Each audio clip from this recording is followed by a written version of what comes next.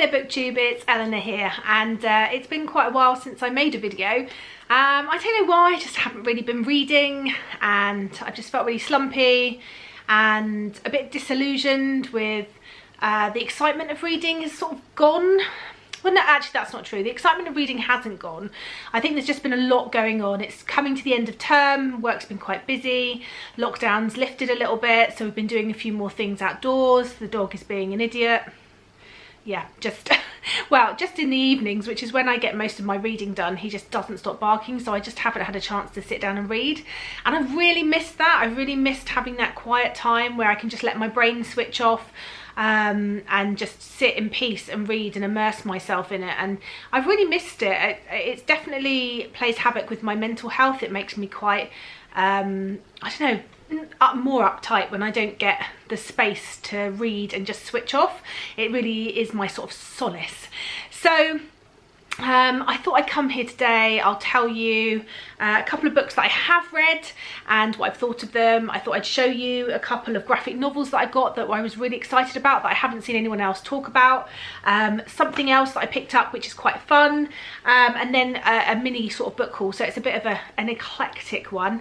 I'm still doing my RuPaul Drag Race game in case you've been interested in watching that. I'm down to the last sort of 4 drag queens on now, I think, before I have to sort of devise my All-Stars game, which is good because that will sort of tie in with All-Stars 6. Is anyone else watching that? I'm already loving it. So I've loved watching that this weekend, the first 2 episodes. So yeah, let me talk to you a little bit about what I have been reading. I'm currently just over halfway through this one, which is Tokyo Ever After by Emiko Jean. I've been trying to do this this idea of just standing in front of my shelf when it's time to read. So not picking my next book and then leaving it a few days to read, but like literally when I've got the time to read, going to the bookshelf, picking it up and starting straight away, because I've been finding that I'll pick a book I'm excited about and then I won't get time to sit and read for another like 2 days, and then I don't want to read that one anymore, and then I just don't bother, and it's become a whole bit of a thing. So this one, I just went to the shelf and picked it up, and I'm so pleased that I did. It's giving me vibes of Princess Diaries. There was another one that it made me think of. I can't think now. There was a film and I can't remember what it was called. I think it had Amanda Burns in it, where she found out that her dad was a king, or I can't remember, but it's definitely got some Princess Diary vibes. Basically, our main character, Izumi, has been brought up in, I think it's Los Angeles, in quite a small town on the outskirts of there, and she's in senior year. She's just lived with her mum. Whenever she sort of brought up her dad, her mum sort of shut her down and said she didn't know who he was, but he was someone that she'd met in her last year of college, and that he wasn't in the picture. And then she works out, and it gets uncovered that she is the daughter of the Crown Prince of Japan, and she makes contact and then goes over to spend time with him, and she learns more about the responsibilities of being a princess, and she finds out more about what's expected of her. She meets her dad for the first time, and all those things that go on, you know, in the Princess Diaries, where there's people that haven't got such kind motives. And it's just a real simple, easy YA read, one that I'm really enjoying immersing myself in. It's quite nice that it's set in Japan. I'm finding out some interesting things, you know, where she visits places and you're learning a little bit more about the culture there. And yeah, it's just quite an easy read. There's not much left, so I should think I'll probably try and finish this in the next few days. And another book which I haven't got here, that actually it's in my little free library. I don't know if I mentioned to you that I got a free library. I might have mentioned I was getting it, but I'm not sure I've showed you. I'll take you out and I'll show you what it looks like, because I'm so pleased with it. I'll link down below the Etsy shop that I bought it from. It wasn't cheap, but I wanted it painted already and sort of ready to go. And then me and my dad had a bit of a project where we attached it to the post. We bought the post separately and cut it down and cemented it in and attached it all. And I'm just so pleased. And the local community, like in our area, have already started to get excited, and I occasionally sit and I can see out the window people looking through, so I'm really pleased with that. Anyway, that book that is now in there is called The House of Hollow by Crystal Sutherland. I read a book by Crystal Sutherland before called My Chemical Heart quite a long time ago, and I quite enjoyed it. I thought it was really good. I've since watched the film adaptation that was made, and I enjoyed that too. This one is darker, and I really enjoyed it. I ended up giving it 4 stars, and it was just the kind of creepy I like. It is blurbed on the back as horror, but it's a bit horrific, some of it. But it's not over the top, so it's not too bad for me anyway. So basically, I don't want to spoil too much, but the idea is there's these 3 girls, and when the oldest is 11, I think the others are like 5 and 3, they're in Edinburgh with their parents, walking down the street on New Year's Eve, and they disappear. And they come back a month later, appear in the same place they disappeared from, completely naked, and no one knows where they've been. They don't know, they don't have any memory of their past. And we're following them now, years later. We know that the dad isn't around anymore. We know that after they came back, all their hair turned white and their eyes turned black, and there was rumours of being changelings, and there was rumours of things happening to them and them not knowing, and this sort of mystical idea. And then one of them has now gone on to be like this top supermodel who also makes clothes. One's like this punk rocker, and the other one's in her senior year of school, and that's whose point of view we're following. And then the eldest sister, who's the supermodel come fashion designer, goes missing, and things start to unravel, and we find out exactly what happened when they were gone and what happened, and it is just really good. I really enjoyed it. I read it in a day. It was such a page turner and really clever and inventive, and the imagery was brilliant, and yeah, I really enjoyed it. So I definitely recommend that if you're looking for something a bit creepier and darker. Yeah, that was a good one. So those are the 2 books recently that I've read, and I'm obviously slowly working my way through the non-fiction books for the book prize. I'm judging again in, I think we're in the semi or the quarterfinal now, but I've got those books underway, thankfully. My category, I've already read quite a few of them because they were in previous rounds, so I feel like I'm there with them. Right, so I'll show you the non-bookish thing first, and then I'll show you some graphic novels I've just bought, and some books. So this just really piqued my interest. It's called the Great British Literature Map. It's by a company called Shrumpshaw, Tinkleton and Giggleswicks. And this brand, this range of marvellous maps, they do loads of different ones. They do like beers and food. But the idea is that you've got a map of England, because these are all based in England. I'll just open a little bit for you to see. And it tells you all the way around so where different places in literature were set, and it gives you places to visit. So for example here it says Brighton. For Lydia in Pride and Prejudice, Brighton represented every possibility of earthly happiness.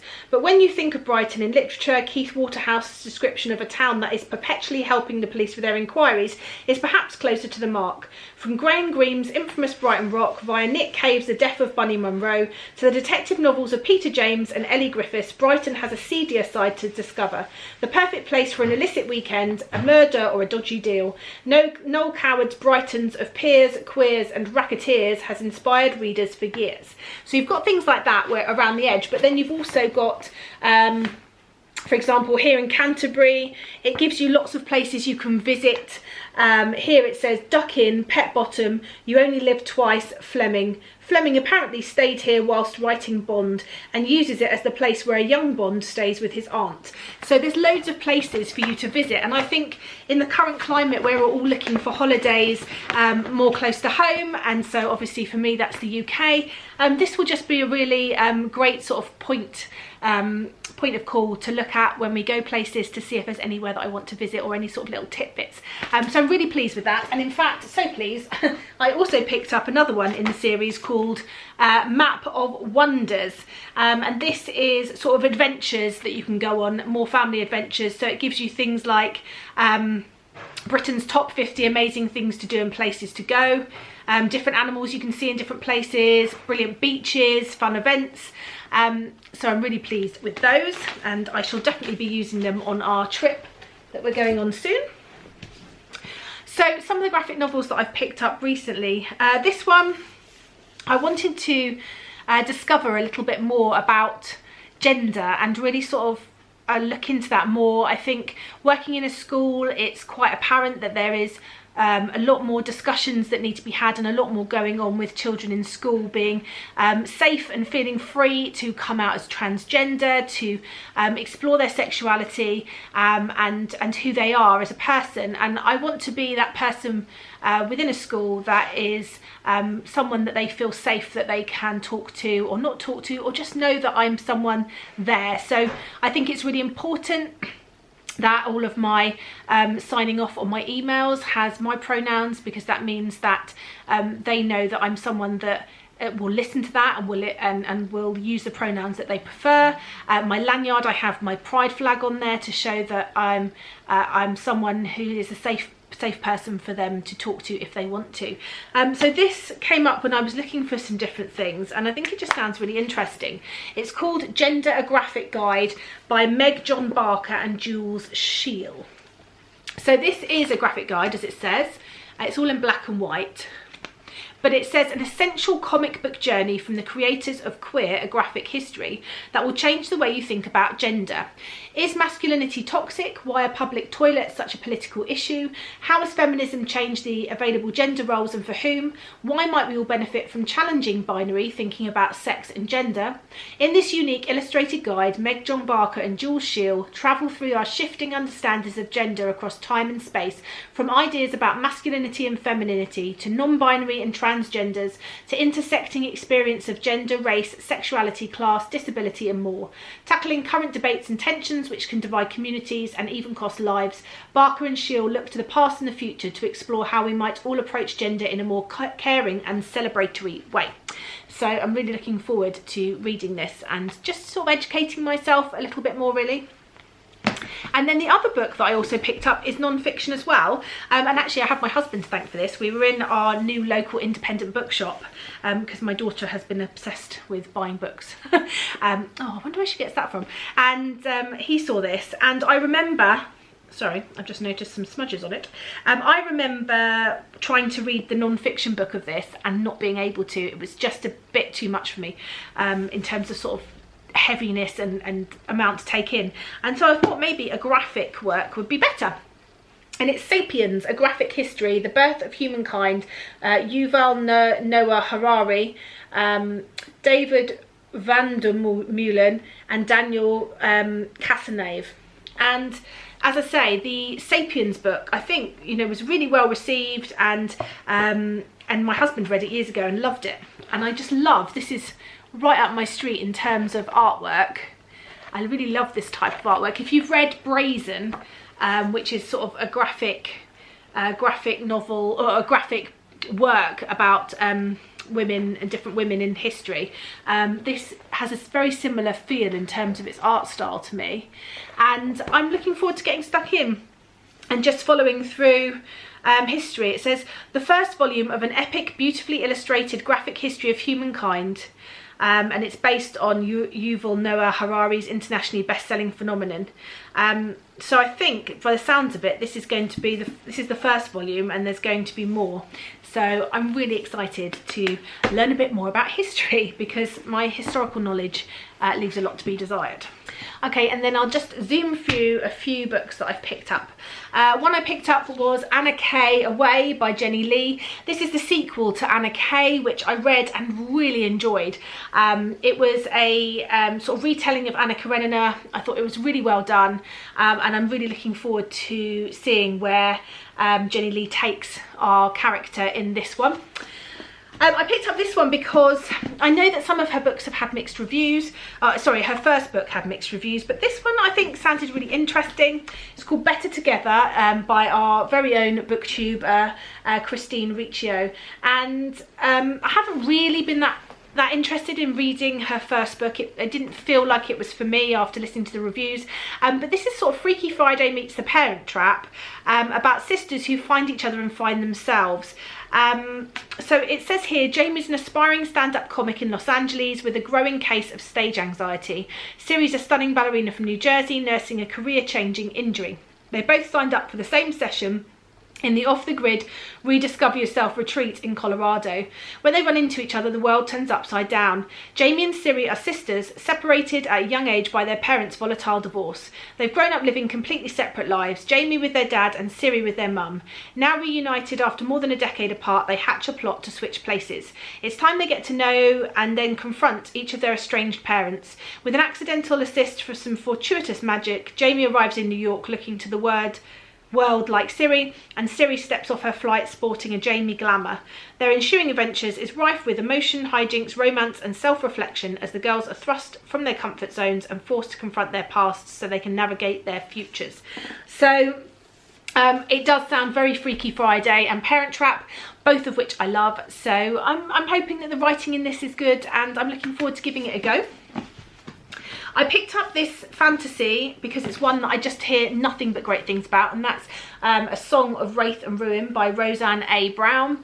I think this cover is just gorgeous. I love the gold, and this sort of green, this emerald green is lovely. This sounds like it's going to be told from multiple points of view. There seems to be a storyline where someone has stolen a sister, and they've some sort of wraith has stolen a sister, and they've made a bargain with them that they will kill the princess in order to get their sister back. And then the princess has her own sort of drama going on to do with trying to resurrect her mother.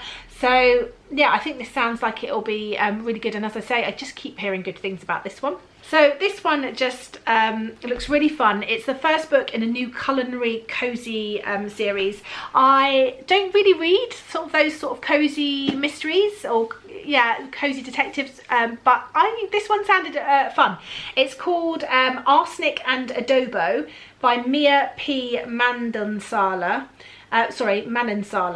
It says a Tita Rosie's Kitchen mystery. It's about Lila, who moves back to help her sort of family's failing restaurant. There's these sort of meddling aunties, and then there's this horrible food critic that comes into their restaurant and has this confrontation with Lila and then drops down dead, and so she becomes this sort of main suspect. And yeah, I just think it sounds like it's going to be quite fun, and it involves sort of restaurants and food, which is sort of a setting I really enjoy. So I'm looking forward to this one, and I love the fact there's a little dog on her shoulder, so I'll be interested to see where the dog plays into this.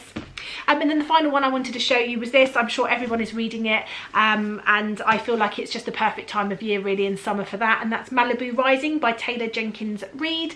It says at the top here, perfect beach read. I have rented a beach hut for a week near where we live in our new house for the summer, and Tracy is coming down, the lovely Tracy from Flamingo Reads, and we're going to spend a day at the beach hut just chilling and reading and enjoying looking at the waves and the sunshine. So this is set in 1983, and it involves these siblings.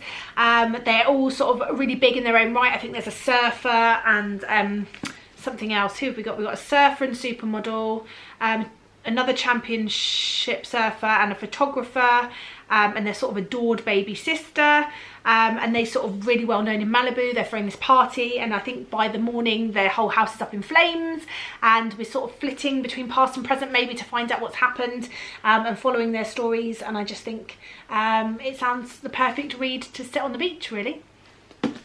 So I will insert a clip in a minute to show you the beach hut, to show you the book library, and as I say, I'll link down below if any of you are ever interested in getting your own. But yeah, I'm really pleased with it, and I'm just so pleased I finally fulfilled my dream of getting one. Let me know what you've been reading, any 5-star reads your way. I'll try and film more videos, but it's just, as I say, it's just been, I just feel like I haven't really got a theme. I don't want to force myself to read all similar books, and I just haven't been feeling making videos in that way. I might do the mid-year freak out tag or something like that, but I'm just letting myself enjoy the moment. And I think as well, like, my limited number of 5-star reads this year has really meant that I haven't wanted to, I haven't been really enthused about a book in a long time. There may only have been 2 or 3 in this whole year that I've given 5 stars. And I don't know whether that is because I've become a harsher reader, or whether I've been veering off the path of picking books I know I enjoy because I'm trying to read into a theme or set myself goals. I don't know. But yeah, I'll insert the clip now, and I look forward to chatting to you soon. Bye for now, BookTube. So this is the library, as you can see.